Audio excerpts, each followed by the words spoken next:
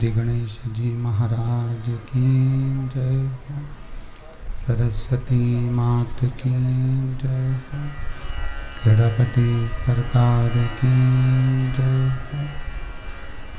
कुबेरेश्वर महादेव की जय। संत सद्गुरुदेव गौ माता की जय। चिंता संतान हंतारो यत्पदानु विद्वा शयनं तनीचार्यानं प्रणमामि मुहुः। यदनुवृतो जन्तुः सर्वदुःखातिको भवे तमं सर्वदा वन्दे श्रीमद्वल्लभनन्दनम्। अज्ञानतिमिरान्धस्य ज्ञानञ्जनशलाकया चक्षुरुन्मीलितेन तस्मै श्रीगुरवे नमः। नमामि हृदयेशेषे लीलाचरद्विषयनं लक्ष्मीसहस्रनाम्नि सेव्यमानं कलानिधिं। चतुर्भीष्वतिभिस्तव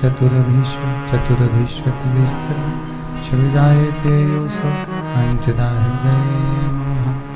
विश्वनाथ भगवान की जय। ओम नमः शिवाय। ओम नमः शिवाय।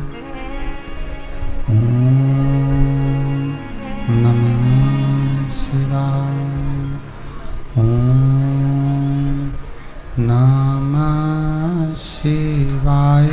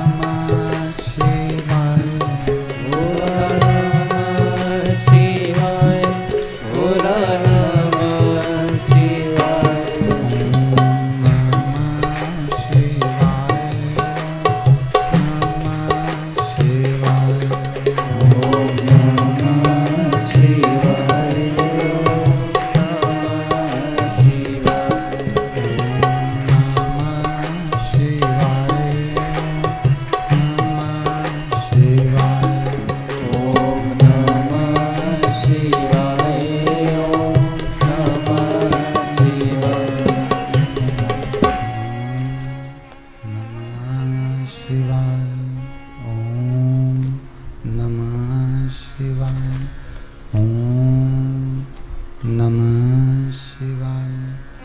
विश्वनाथ भगवान की जय। हर हर महादेव। हर हर महादेव। हर हर महादेव। काशी विश्वनाथ भूत भावन भूतेश्वर त्रिकालदर्शी कैलाशी अविनाशी भगवान शिव, जिनकी पुनित पावन शिव महापुराण की कथा बाबा देव अधिदेव महादेव की कृपा से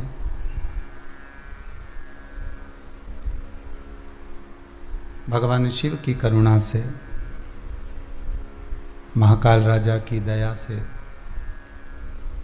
अपन सभी को श्रवण करने का सौभाग्य प्राप्त हुआ है। देवाधिदेव महादेव भगवान भूत भावन भूतेश्वर मेरे त्रिकालदर्शी कैलाशी अविनाशी शिव और कुबेरेश्वर महादेव की पावन करुणा से कृपा से इस कुबेरेश्वर धाम में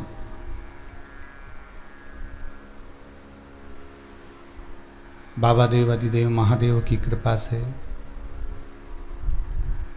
7 दिवसीय शिव महापुराण की कथा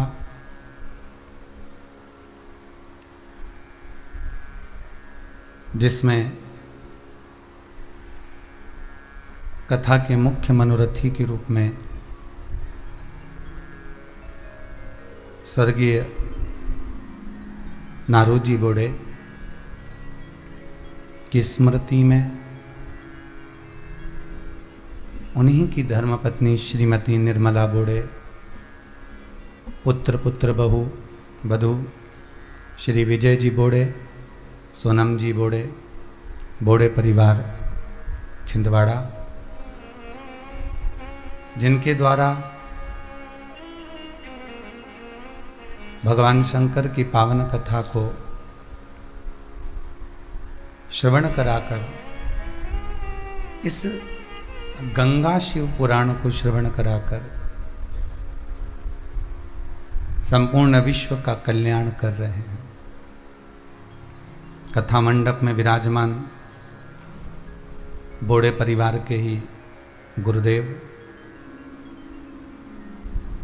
जो इस कुबेरेश्वर धाम में बोड़े परिवार के साथ पधारे, बाबा देव अधिदेव महादेव की ये पावन कथा सभी ब्राह्मण पावन चरणों का स्मरण कर कर कथा के आज तृतीय दिवस में अपन प्रवेश कर रहे हैं। बाबा देव अधिदेव महादेव भगवान शंकर की कृपा हो, करुणा हो, तब जाकर जीवन में एक बार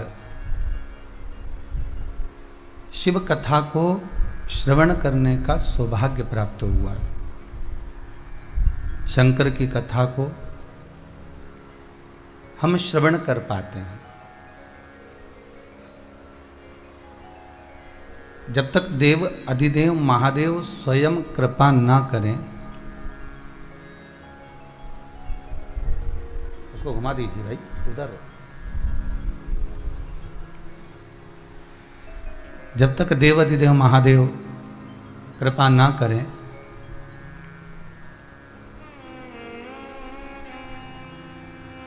तब तक भगवान शिव की कथा को श्रवण करना भी बहुत कठिन है।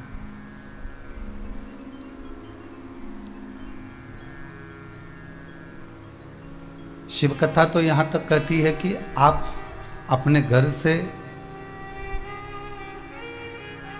अगर किसी कार्य के लिए निकल रहे हैं और हृदय चित्त में अगर शिव विराजमान है, शंकर अगर आपकी चित्त वृत्ति में बैठे हुए हैं, तो कहीं ना कहीं उस दिन शिव का दर्शन, शिव का अनुमोदन, शिव का स्मरण अवश्य होता है। यदि देवाधिदेव महादेव शंकर की कृपा है और शिव का स्मरण आपकी चित्त वृत्ति में अगर है, तो शिव का दीदार, शिव का दर्शन अवश्य होगा, अवश्य प्राप्त होगा। दो कारणों से मनुष्य का शरीर मिला, ये पहले भी आपको कहा। एक भगवान का स्मरण करने के लिए और दूसरा अपने कर्म का भोग भोगने के लिए।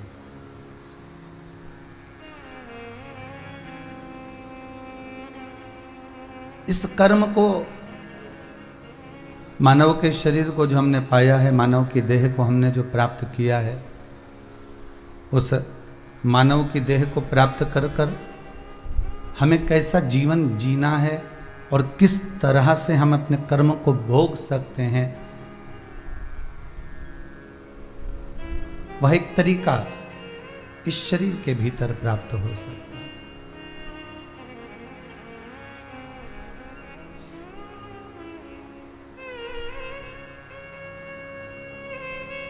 11 इंद्रियों का ये मानव का शरीर है।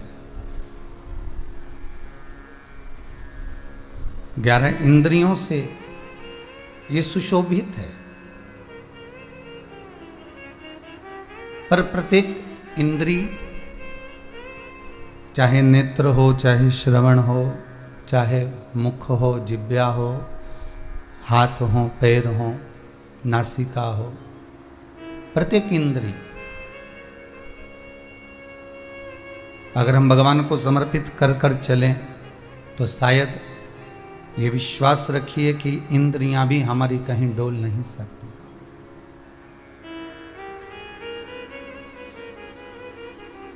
फिर ये इंद्रियां भटकती नहीं है, फिर ये इंद्रियां डोलती नहीं है। अगर हम शिव आराधना तत्व में जुड़े हुए हैं तो एक बड़ी सुंदर वेश्या थी।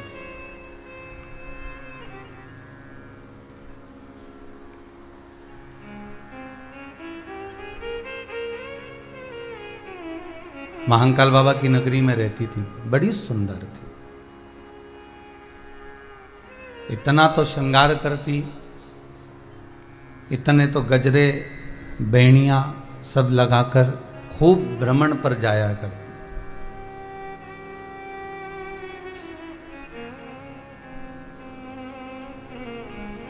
श्रावण का महीना आया और श्रावण का महीना जैसे ही आया तो उस वैश्या को ये ज्ञान नहीं था कि श्रावण के महीने, क्योंकि नई नई आई थी, श्रावण उसके सामने पहली बार आया। श्रावण का महीना उसके सम्मुख में पहली बार आया। उसको इसका भान नहीं था कि श्रावण का महीना आएगा या भादो का महीना आएगा या कुंवार आएगा या कार्तिक, उसको इससे मतलब नहीं। उसको तो केवल वैश्य तत्व से मतलब था।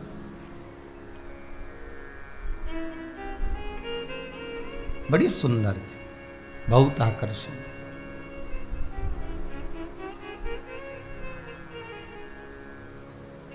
शिव महापुराण एक बात कहती है, ऊपर का श्रृंगार आप किसी के लिए भी करो, मना नहीं है, पर इस भीतर के श्रृंगार को तो केवल आप देवाधिदेव महादेव के लिए करिए। ये ऊपर का श्रृंगार आप किसी के लिए भी करो, क्योंकि मेरे देवाधिदेव महादेव को ऊपर के श्रृंगार से कोई मतलब नहीं होता।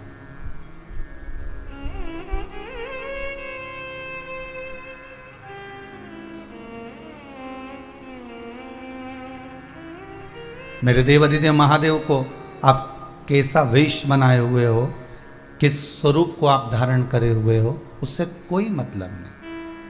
वो कहते हैं ना कि दुनिया रंग बदलती है और शिव वक्त बदलता है।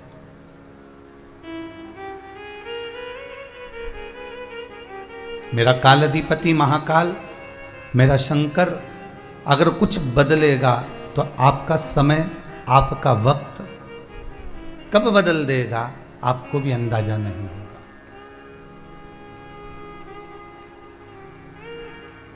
आज एक बालक अभी कोई सागर से आया हुआ है, वो मिला।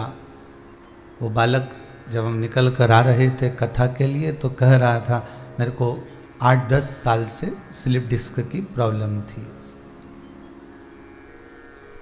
शायद बैठा भी होगा कहीं कथा में, अगर होगा तो मालूम पड़ेगा।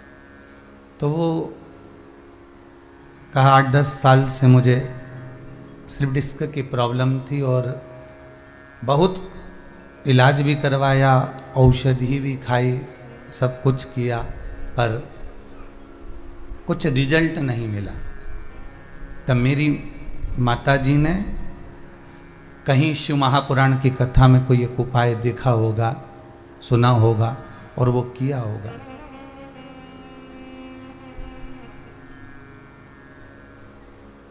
और जब वो उपाय किया तो अब बाबा की ऐसी कृपा हुई कि मैं स्वस्थ हो गया, इसलिए प्रणाम करने के लिए इस भूमि पर कुबेरेश्वर धाम में आया हूँ। ये बाबा की कृपा। फिर वही बात कहूँगा, दुनिया के लोग रंग बदल सकते हैं,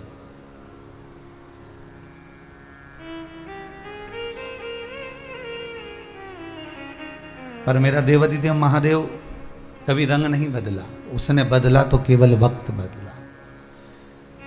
अगर आप भगवान विष्णु का श्रृंगार करोगे, आपके घर में मूर्ति होगी ना, है किसी किसी के यहाँ नारायण की मूर्ति, किसी के यहाँ लड्डू गोपाल की मूर्ति होगी, किसी के यहाँ ठाकुर जी की मूर्ति होगी, किसी के यहाँ राघव जी की मूर्ति होगी, किसी के यहाँ देवी जी की मूर्ति होगी, किसी के यहाँ गणेश जी की मूर्ति होगी। आपके यहाँ जितनी मूर्तियाँ हैं, आप खुद अपने हृदय पर हाथ रखकर बोलो कि जितनी मूर्तियाँ आपके यहाँ पर विराजमान हैं, आप उन मूर्तियों को अलग अलग कपड़े पहनाते हो। बोलो, पहनाते कि नहीं पहनाते? आप उनको वस्त्र भी अलग अलग पहनाते हो, आप उनका श्रृंगार भी अलग अलग करते हो। अभी हमारे कल्लू जी के पास में बोड़े परिवार के दो ठाकुर जी विराज रहे हैं, राघव जी, माधव जी है? अर्थात आप उनका श्रृंगार कर रहे हो, आप उनको वस्त्र भी पहना रहे हो, आप उनको आभूषण भी पहना रहे हो, आप उनका बड़ा सुंदर साज भी सजा रहे हो। अर्थात भगवान विष्णु का मूर्ति का, देवी जी की मूर्ति का, भगवान की मूर्ति का आप श्रृंगार कर सकते। देवी जी, गणेश जी, लक्ष्मी जी, नारायण, ब्रह्मा आदि, ठाकुर जी, बिहारी जी, राधा जी, कन्हैया जी, लड्डू गोपाल, सबकी मूर्त का अपन श्रृंगार करते हैं। कपड़े भी चेंज कर देते हैं, अलग अलग कलर के वस्त्र भी पहना देते हैं। पर कभी आपके घर में जो शिवलिंग विराज रहा है, आपके घर में जो शंकर जी की पिंडी शिवलिंग विराज रहा है, स्वरूप विराज रहा है शंकर जी का, तो कभी आपने उनके कपड़े चेंज करे क्या? नहीं, क्योंकि वो एक जैसा है। और कपड़ा भी पहनाओगे तो क्या पहनाओगे ये बताओ? वो शिवलिंग के बस एक काम कर सकते हो, ऐसा एक छेद कर कर वो पिंडी के अंदर, शिवलिंग के अंदर वो कपड़े को ढककर बस नीचे की जलाधारी पर वस्त्र बिछा सकते हो, पहना सकते हो। पर शिवलिंग को कोई वस्त्र पहनाओगे क्या? आपके यहां भी तो शिवलिंग होगा? नहीं।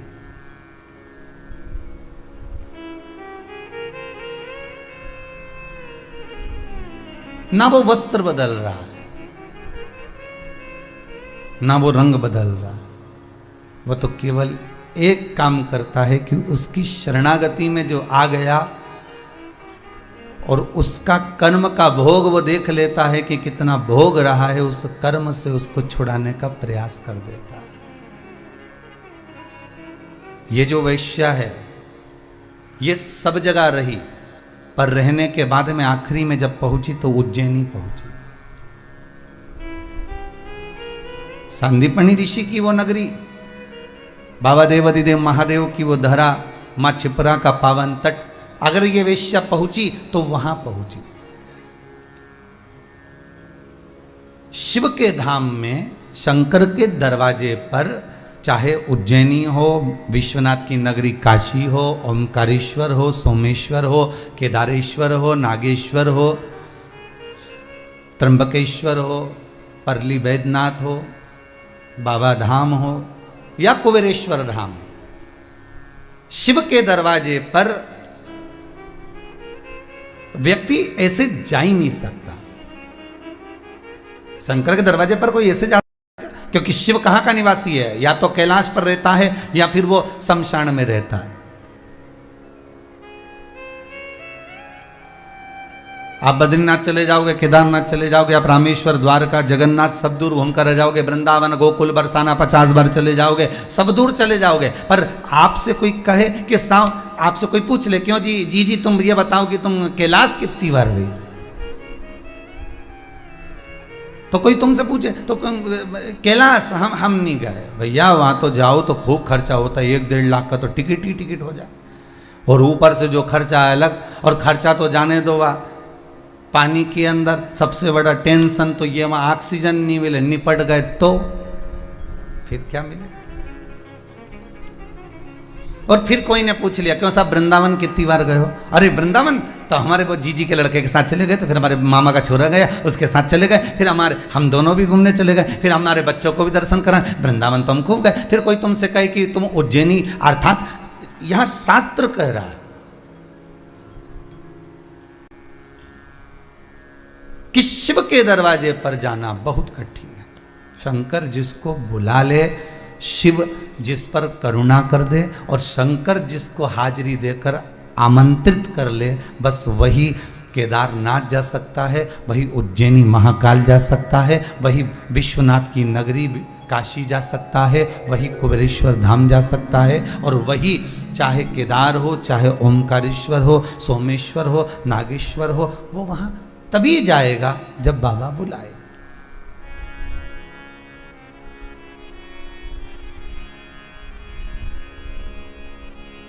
आप में से कितने लोग हैं जो आस्था चैनल पर कथा सुन रहे हैं, मोबाइल पर कथा सुन रहे हैं? आपसे निवेदन करूंगा, आप में से कितने लोग हैं जो सुबह मॉर्निंग वॉक करने शमशान जाते हैं?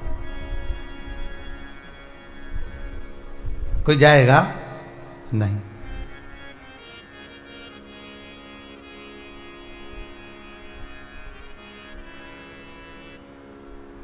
जो सुबह सुबह मॉर्निंग वॉक करने शमशान जा रहे हो? नहीं साहब।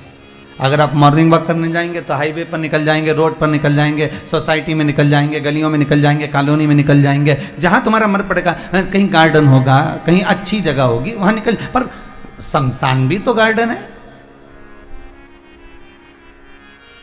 सब दूर भीड़ मिलेगी, वहां मिलेगी, वो तो अभी कोरोना में मिली, बस इसके सिवाय कहाँ मिली। और देखा जाए तो कोरोना में तो मेला भरा हुआ था शमशान के अंदर, है। सब दिन नंबर लगते देखे थे, पर शमशान में नहीं देखे थे, है। किराने की दुकान पर, दवाई की दुकान पर, है, और साथ में जो सरकारी जो सामान मिलता है ना, ये सोसाइटी आदि का अधिक जो चीज़ मिलती हैं, जहाँ जहाँ से, वहाँ पर लाइन लगते हुए देखा था, पर शमशान में कभी लाइन लगते हुए नहीं देखा था। पर बाबा के धाम में वहाँ भी लाइन लग गई। कौन जाए? मेरा कैलाश अधिपति, मेरा शंकर, मेरा शंभु, मेरा त्रिकालदर्शी, मेरा शिव जिस स्थान पर बैठा हुआ है, उस स्थान पर दुनिया का कोई व्यक्ति बिना बुलाए जाता ही नहीं है। शंकर भी शमशान में अगर बैठे हुए हैं तो शिव जिसको बुलाएंगे वही शमशान तक पहुंच पाता है। उसी तरह शिव के धाम तक वही पहुंच पाता है जिसको शंकर ने आमंत्रित करा।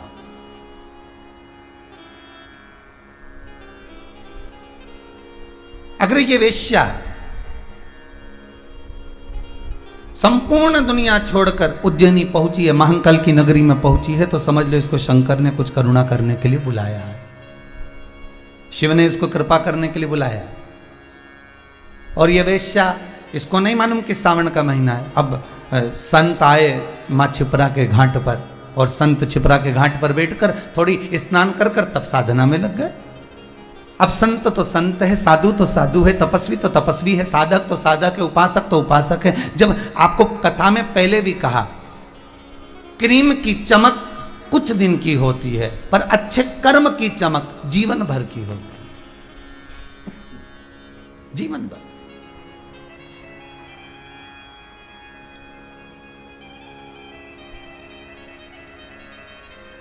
संत, ब्राह्मण, गुरुजन, साधुजन, तपस्वी जन और घर के जितने भगत, चाहे मेरी ये आस्था चैनल पर कथा सुनने वाली बुजुर्ग माताएं हों, चाहे ये बहुएं हों, चाहे ये बेटे हों, चाहे पिता हों, चाहे उनके बच्चे हों, जो भगवान की भक्ति में लगे हुए हैं, जो भगवान के भजन में लगे हुए हैं, जो भगवत चर्चा में लगे हुए हैं, जो भगवत स्मरण में लगे हुए हैं, दो व्यक्ति को देखना, एक जो कभी भगवान का भजन नहीं करता, जो कभी मंदिर नहीं जाता, जो कभी देव स्थान नहीं जाता, जो कभी तीर्थ नहीं जाता, जो कभी स्मरण नहीं करता, एक उसको देखिए, और एक जो भजन में डूबा हुआ है उसको देखिए। दोनों के चेहरे की चमक आपको अलग दिखेगी। गुरु के चेहरे की चमक अलग दिखेगी, संत के चेहरे की चमक अलग दिखेगी, साधक के चेहरे की चमक अलग दिखेगी, ऋषि के चेहरे की चमक अलग दिखेगी। जो तपस्या में लीन है, तपस्या में जो साधक लगा हुआ है, तप साधना में जो डूबा हुआ है, उसके चेहरे की चमक अलग दिखेगी। ये चमक, ये दमक, फुलवन में महक, सब कुछ सरकार तुम ही से है। जो कुछ है सब उसी की है।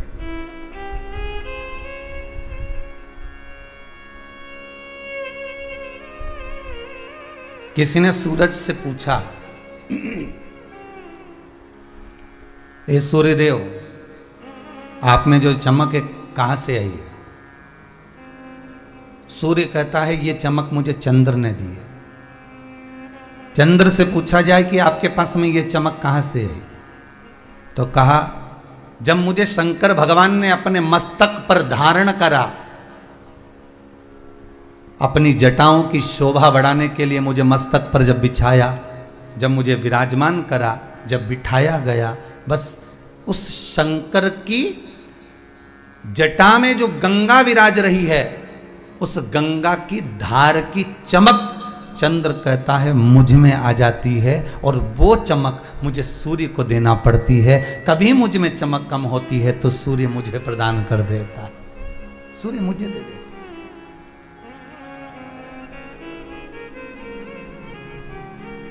कितनी सुंदर बात कही। चंद्र जैसी बात आपकी बुद्धि में कभी नहीं आ सकती, मुझे ऐसा लगता है, मुझे ऐसा लगता है। क्योंकि आपसे कोई पूछे साहब बड़े चमक रहे हो, क्या बात है, खूब बढ़िया जोरदार कपड़े वपड़े दिख रहे हैं, खूब जोरदार राशि ठाट दिख रहा है, खूब पैसा भैसा दिख रहा है, क्या बात है? तो आपके मुख से निकलेगा हाँ वो तो है ही सरी, आज मैंने खूब जोरदार क्रीम पोता है। कौन सा क्रीम लगाया? तो मैंने ये वाला लगाया। आज मैंने ये कपड़े पहने, और ये कपड़े कोई साधारण कंपनी के नहीं, एक नंबर ब्रांड के हैं। आप अपना बखान कर रहे, आप अपना बखान कर रहे। पर सूर्य से पूछा गया कि तुम्हें चमक कहां से आई, तो कहा चंद्र से मिली। चंद्र से पूछा गया तुम्हें चमक कहां से है, तो कहा देवाधिदेव महादेव की जटा में जो गंगा विराजमान है, उस गंगा की चमक मुझ में है, उसकी शीतलता मुझ में। गंगा से पूछा आप में इतनी चमक कहां से आ गई, आप में इतनी चमक कहां से आ गई? गंगा कहती है ये चमक अगर मुझे मिली है तो देवाधिदेव महादेव के पास से प्राप्त हुई है। देवाधिदेव महादेव से पूछा गया कि आपके पास इतनी चमक कहां से आ गई, तो शंकर भगवान कहते हैं ये सारी चमक जितनी भी है मेरे पास में, जिस नाम को मैं नित्य जपता हूं, मैं जिस नाम का स्मरण करता हूं, उस नाम ने मुझे प्रदान कर दी है। उस चमक वो नाम की है। तो सीधी सीधी बात है कि भगवान भी अगर चमक रहे हैं तो मंत्र के बल पर, नाम के बल पर, स्मरण के बल पर चमक रहे हैं, तो आप क्यों ना चमक सकते हो उस भगवान के नाम के बल पर, उस भगवान की स्मरण के बल पर क्यों नहीं चमकोगे? मनुष्य कभी नहीं कहता कि ये चमक जो मुझे मिली है ये भगवान की कथा से मिली है, ये भगवान की कृपा से मिली है। आज अगर मुझे 2 रोटी मिल रही है तो उसकी कृपा से मिल रही। आज मैं अगर इतना दुख झेलने के बाद भी अगर मैं साध कर खड़ी हूँ, इतनी तकलीफ झेलने के बाद भी अगर परमात्मा, अगर मैं यहाँ खड़ी हूँ, आज अगर इतना दुख झेलने के बाद भी अगर मैं यहाँ पर बैठी हूँ, अगर इतना दुख झेलने के बाद भी अगर मैं आस्था चैनल पर शिव महापुराण की कथा सुन रही हूँ, इतना दुख झेलने के बाद भी अगर मैं कथा का स्मरण कर रही हूँ, तो समझ लेना ये शंकर तुमको चमका रहा है, तुम्हें चमक प्रदान कर रहा है कि ये तुम्हें वहां साध कर बिठा रखे, वहां तक छोड़ रखे।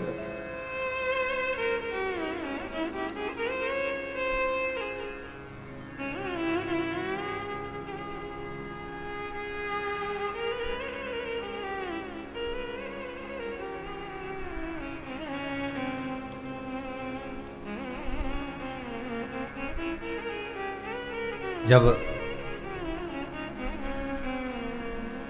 कथा चालू करी थी, हमने आपको पहले भी कथाओं में कहा कि हमारी इतना हमारे पास में नहीं था कि हम धोती भी बहुत चेंज कर सके। आप सीहोर के आप कभी इधर आए कुबेरेश्वर धाम तो एक आध बार सीहोर जाना, घूम कर आना, भ्रमण कर कर आना, सीहोर के लोगों से पूछना कि ये पंडित प्रदीप मिश्रा के पास में कुछ था। टीन के मकान में रहते, पिताजी चने का ठेला लगाते। वो ठेला भी कहीं रोड पर ज़्यादा खड़ा हो जाता तो कोई आकर रसीद फाड़ कर चले जाता, चालान बनाकर चले जाता। 200 रुपये 100 रुपये उसको देना पड़ते। शाम को जो धन मिलता उससे 5 बहन भाई हैं, उसका परिवार का भरण पोषण करना, पढ़ाई में लगाना। बड़ी मुश्किल से 2 धोती मिली थी। एक मेरे गुरुजी ने दी थी गुरु मंत्र लेते समय, और एक धोती एक माता ने दे दी थी। अब वो कथा चालू करी, धोती भी इतनी नहीं थी, वो धोती में लग गए फूल के दाग। अब धोती कौन बदले, क्या करा जाए। तब किसी एक माता ने सीख दी कि इस धोती को ले जाओ और गांधी रोड पर, हमारे यहाँ सीहोर में गांधी रोड है, उस गांधी रोड पर रंगरेज रहते हैं जो कपड़े को रंगते हैं, कपड़े में कलर करते हो, तो उसको दिया। हमने पूछा इससे क्या होगा, तो कहा ये जो फूल का दाग है ना, ये छुप जाएगा, रंग भी हो जाएगी, धोती भी नई हो जाएगी। अब उसके यहाँ धोती लेके पहुँचे, आज कथा याद आ गई तो बता दे। धोती लेकर पहुँचे तो उससे कहा भैया इसको रंगना है, तो उसने कहा दे। थोड़ा पैसा लिया, धोती को लिया तो उसने सरफ में गला दिया, गला के खूब कूटा धोती को। अब मन इतना कछोटे कि राम जी धोती ना फाड़ दे। अब बड़ी मुश्किल की तो 2 धोती, अब उसमें से भी एक ये पटक पटक के फाड़ देगा तो बची एक ही। अब एक ही में कथा कैसे हो। तो महाराज धोती उसने सरफ में गलाई, धोई, खूब निचोई, और निचोड़ने के बाद फिर रंग में डाली, और रंग में डाली, फिर उस पर जो रंग चढ़ा तो उस पर जोरदार रंग चढ़ गया। फिर वो धोती खूब चली और खूब जोरदार चली महाराज, फिर रंग नहीं छूटा। अच्छा जितनी बार छूटा उतनी बार दूसरे कपड़े को भी उसने रंग दिया, वो धोती में फिर गजब रंग चढ़ाया।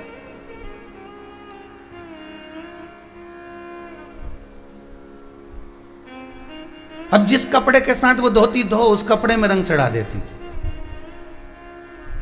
आज वो धोती याद आ गई तो ये जीवन भी हमारा ऐसा ही है। किसी सदगुरु की शरण में जब जाओ, शंकर के मंदिर में जब जाओ, शिव की शरण में जब जाओ, तो ये समझ कर जाना कि हम धोती हैं और ये रंगेगा तो रंगने से पहले धोएगा जरूर, मतलब पचटेगा, दुख देगा, तकलीफ देगा, कष्ट देगा, रगड़ेगा, सरफ में डालेगा, भिंगोएगा, तब निचोएगा, दुनिया का सारा दुख भगवान देगा, तब जाकर भक्ति का रंग ऐसा चढ़ा देगा, फिर जिसके साथ जाओगे उसको भी रंगीन बना दोगे, फिर रंगेगा।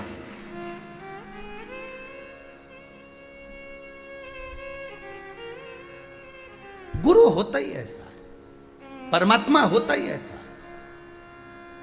और मैं किसी की बात करूं ना करूं, पर मेरा शंभू तो ऐसा ही है। पहले खूब पछकता है, वो कहता है पहले दुनिया भर के हाथ पर जोड़िया, तेरे को तेरी जिससे अच्छी पटे पहले उसको पटा के आ जा, इसके बाद मेरे पास आना। जब कहीं से काम नहीं हो, सारी दुनिया में माथा रगड़ के आ जाए, सबके धोख लगाया है, सबके हाथ पैर जोड़िया है कि साहब तकलीफ है ने, तकलीफ है ने, वहाँ जाओ तो इनके माता जी आए न, उनके पिताजी आए न, उनके बेरू जी आए न, उनके काका जी आए न, उनकी काकी जी आए ने, जितना के घूमना वाला के पास है सबके पास घूमिया, नारियल फोड़ फोड़ के आ जा ने, चना चिरौंजी भी धोख लगाया।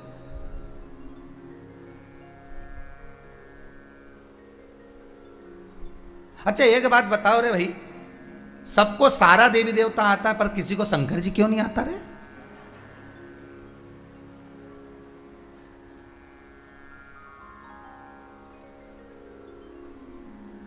और कहीं का कह दे कि इनके शंकर जी आता है तो तुम कुछ मत करना, एक बोरी धतूरा ले जाके पटक देना।